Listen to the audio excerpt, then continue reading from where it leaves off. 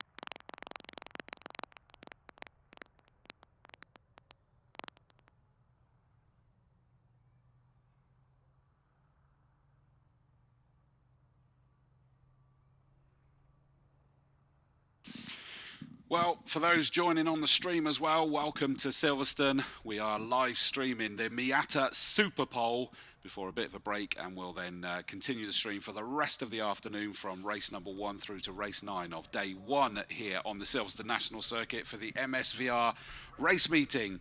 And the MSVR SuperPole is well worth us streaming. It's well worth us catching up. My name is Chris Dawes, and delighted to say that I've got alongside me to enjoy this SuperPole for the first time.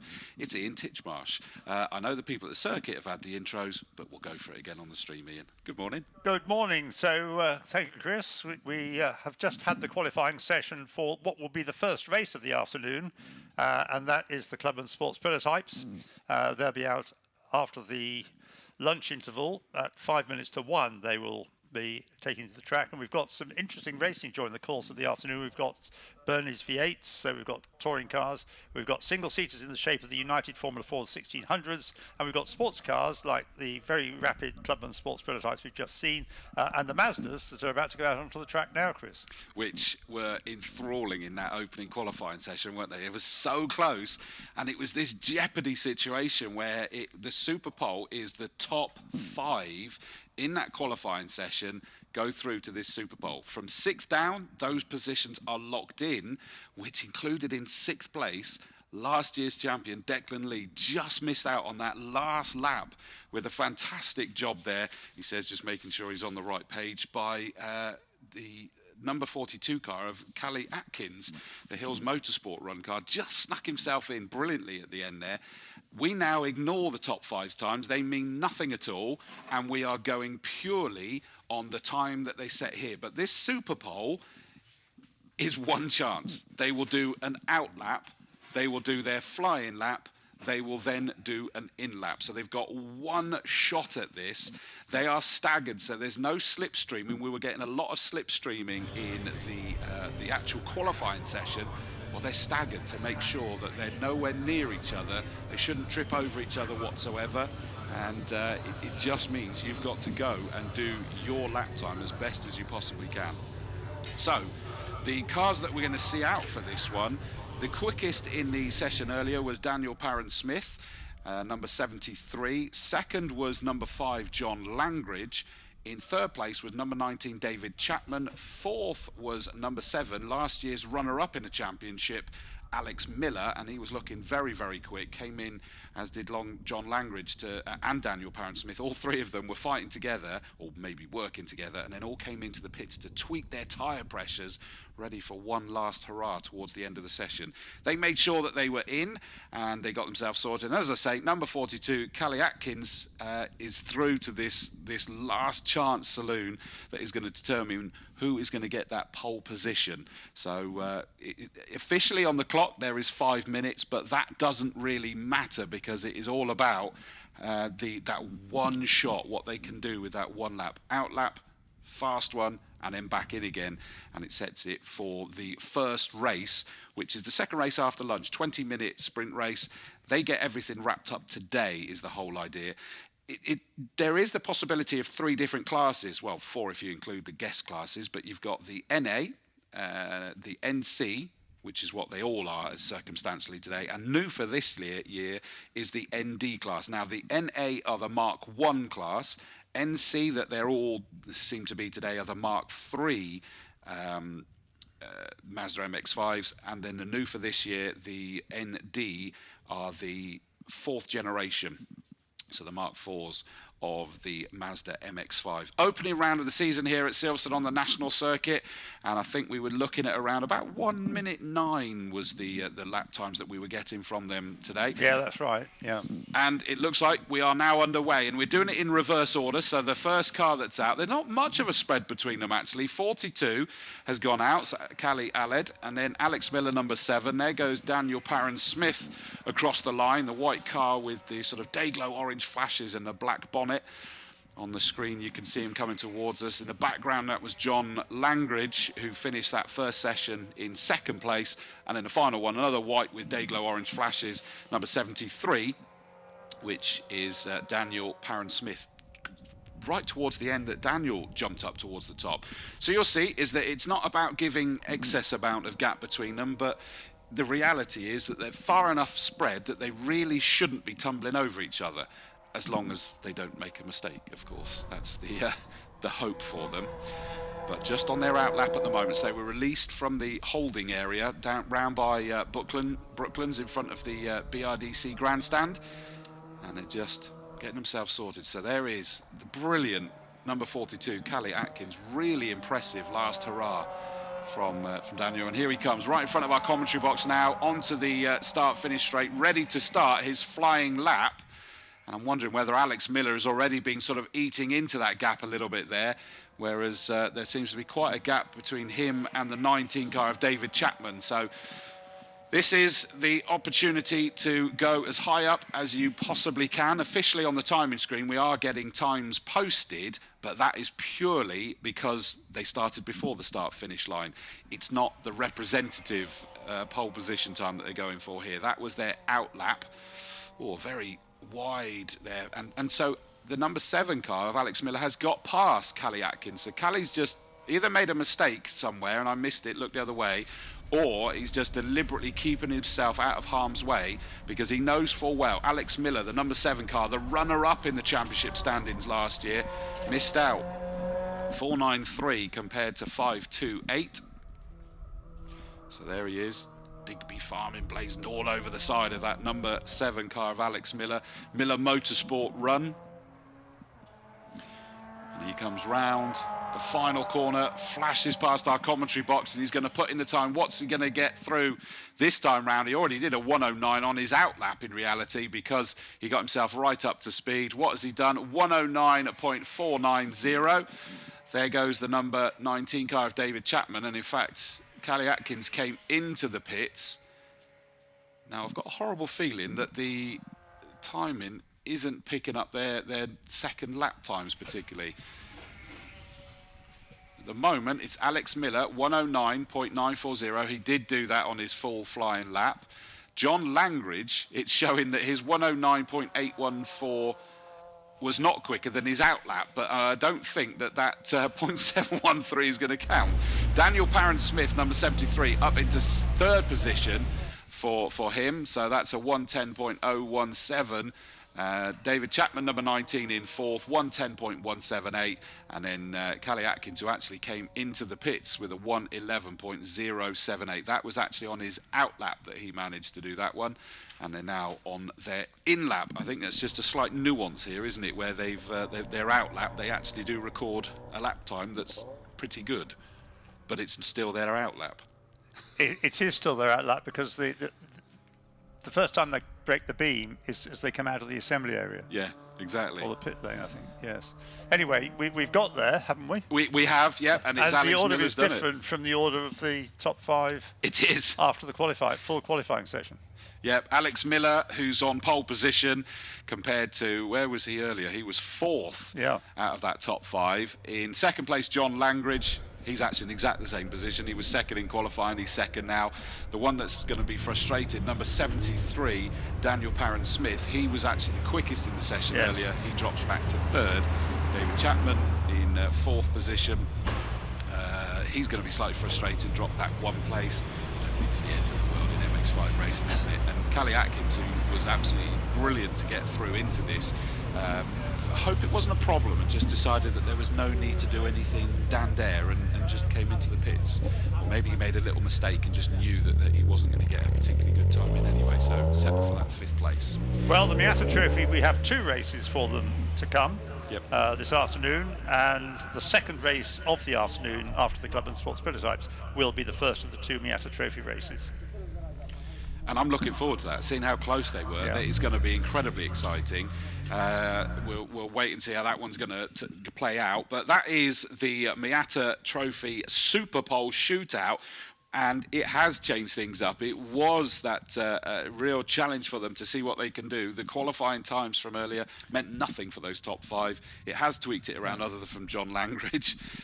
We may hear from Jack Werrell, who is the reporter today. Tomorrow he'll be up here joining Ian on the commentary side.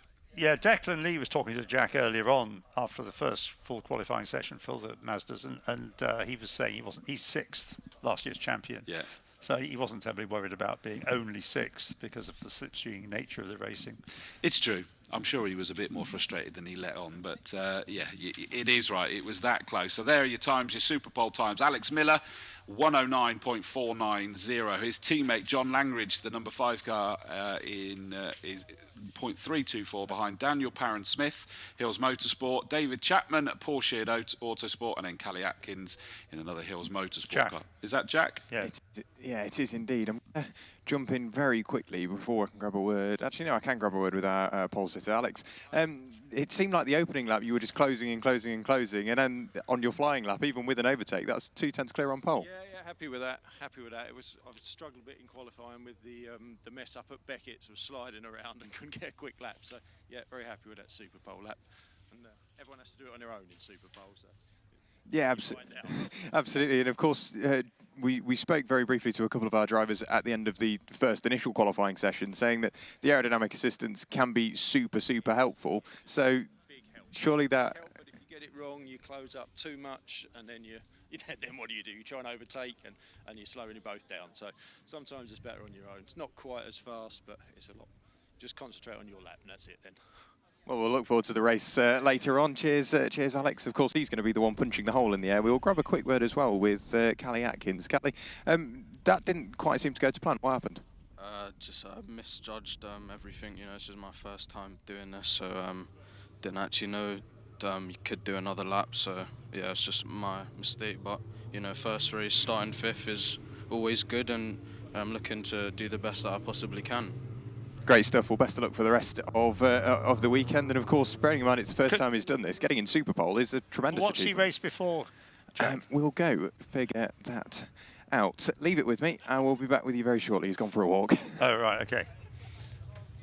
Well, coming up. Just quickly, because I know that's going to be end of the stream at this stage, because it was to make sure that we covered the Miata Trophy, SuperPole. So that has brought you the exciting action of that SuperPole session for the Miata Trophy. Here at the circuit, we'll be carrying on with other activity, but join the stream later. I think probably after the lunch break, when we'll be opening up with the Clubman Sports Prototype Championship Race 1, and then it will be wall-to-wall action through till the end of the day of day 1 here on the Silverstone National. But for now, that is a wrap-up of this stream. Yeah.